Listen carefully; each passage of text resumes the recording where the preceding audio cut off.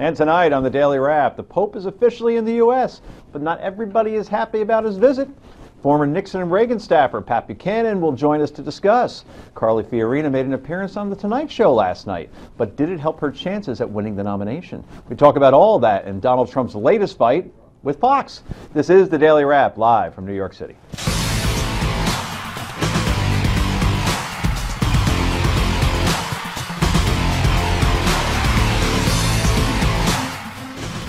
And welcome to the show, everybody. I'm Joe Concha, along with my co-host Rick Unger. Good evening. Good evening. Welcome back. Three-day weekend for you. Nice to be back. Yeah, I had a little thing I had to take care of yesterday, but back in action today. Very good. So we have Trump on Stephen Colbert tonight. Ted Cruz was on it last night. You got Hillary doing everything from Fallon to Ellen. Is it now a prerequisite to get a nomination by winning the late night vote? It is very interesting. I mean, obviously it's been done before, but everybody is racing to it this time. And, you know, it does present a good forum to show the more human side of yourself. I mean, we talked about this last week. I thought Hillary maybe turned in the best performance of her campaign on Jimmy Fallon. Now, that's not normally the way it goes, but it did this time. And we have the tape. The poll numbers actually went up a tick, so maybe Rick was right after all. Two Nostradamus is right. He's a former FBI special agent, a former Navy SEAL, and currently the president of Continued Services. Jonathan Gilliam, Sans Jokes, is here. That's right. No stand-up today. Good for you. Stand. All business for Gilliam. Let's get right to the Daily Download.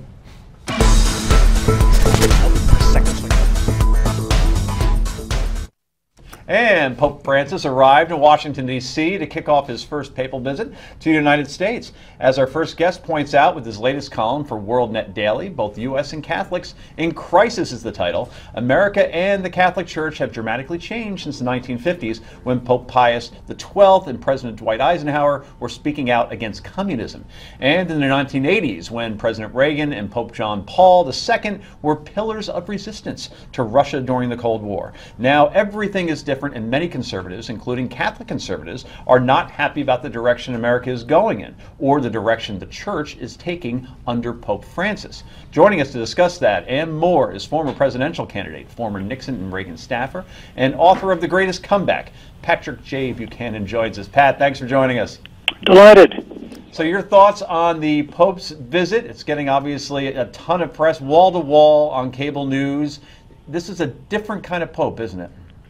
Well, it certainly is, in contrast with, say, Pius XII and John Paul II. Very strong anti-communist, very traditionalist in their teachings on Catholic dogma and doctrine.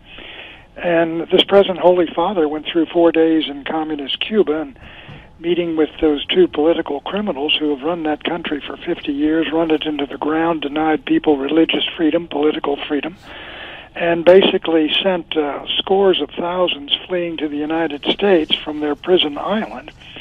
And the Holy Father couldn't say a word critical of the Cuban regime while he was there. At the same time, he's been very critical of the government of the United States. Pat, it's Rick Unger. You know, I read your piece. I thought it was interesting, but I couldn't help but notice this. You make the comparison between President Eisenhower's time and current President Obama's time. And, you know, all I could think of is that's many years that have gone by. And it's kind of called progress, isn't it? Because while I appreciate that you may not like the directions we've taken in some instances here, you can't be unhappy about civil rights legislation that's happened in that time period, the ability of old people to get medicine without going broke. Let me give you the examples that I gave. Abortion was a crime in all 50 states, as I recall, under Eisenhower. It was an abomination, a shameful act. Homosexuality was not considered positive or benign. Same-sex marriage was considered an absurdity, and an attempt at it would be a crime. And the difference is not we've progressed, but in some ways we've turned the world upside down. What was wrong then is progress now. And that's how America has changed. And with regard to the Catholic Church, I mean, the Catholic Church teachings are consistent down through the ages.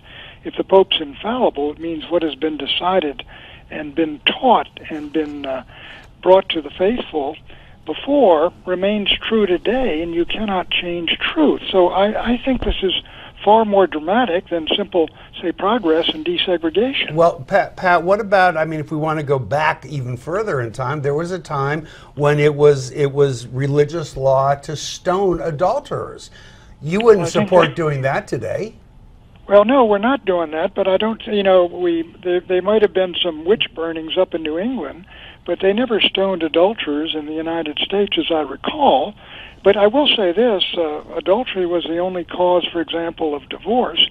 And is it progress that 50% of all marriages end in divorce?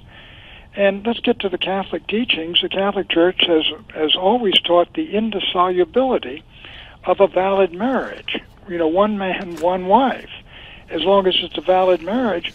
And in the church to which I belong, you're now getting a great deal of discussion as to whether, that should be maintained, or whether you can be a good Catholic and get divorced and remarried. So that's a change in the Catholic Church, which is enormously dramatic for those of us who grew up in the old church.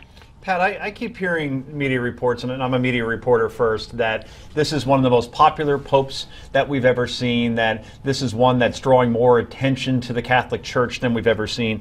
Yet I look at a Gallup poll, and it's fascinating. February 6th of 2014, favorability rating of Pope Francis, 76%. Now, in July, same poll, 59%. It's actually fallen, let's see if I'm doing my math right, 6 and 10 and 1, that's 17%. So it seems as though, and I read a great column today by Ron Hart. He says the left has finally found its pope. In other words, the media is embracing him more. Liberal America is embracing him more, obviously, for some of the stance that he's taking. But Catholics, not so much, given this Gallup poll falling by 17 points. Well, he's the Holy Father, and he's the Pope, and he's the legitimate Pope. But there's no doubt, in terms of his economics and his social policy, he seems a lot closer to the left wing in Latin America than he does to the basically free enterprise Democratic Republic of the United States. I think he's very much an Argentine. I think he's a neo-socialist in his economic views. I think his climate change views are, very progressive and very left and very accommodating to President Obama. But inside the church, he's probably lost some folks because they're traditionalist, and they believe that the Pope, like Pius XII and John Paul II, stand up for the eternal truths, even though they're under fire. And even though, fellas, as you mentioned, they may be terribly unpopular. Traditionalist Catholics, we are very unpopular. But the idea of a one true church is not to be popular. I mean, good heavens, the founder of our church was crucified because he wasn't popular. He went the wrong way when the locals thought he was going to establish an earthly kingdom. Are you surprised, Pat, that this trip has been so politicized, particularly by this White House inviting the folks that they have there? That obviously flies in the face of some more traditional Catholics, whether it be LGBT. Well, I'm sure they're fine folks, but I do think there's a bit of a in-your-face bringing out folks who represent causes which are direct contradictions of Catholic teachings and public defiance of them, and bring them into the, basically almost into the receiving line. And we have about 10 I don't seconds. think you do that. And so I would disagree with President Obama on that. Okay. But the idea that the Holy Father is coming to Washington, D.C. and New York and Philadelphia, I think is a good thing. Okay. Pat, we want to continue this conversation after the break. Please stay with us. Coming up, more on the Pope, more from Patrick J. Buchanan. Stay right there.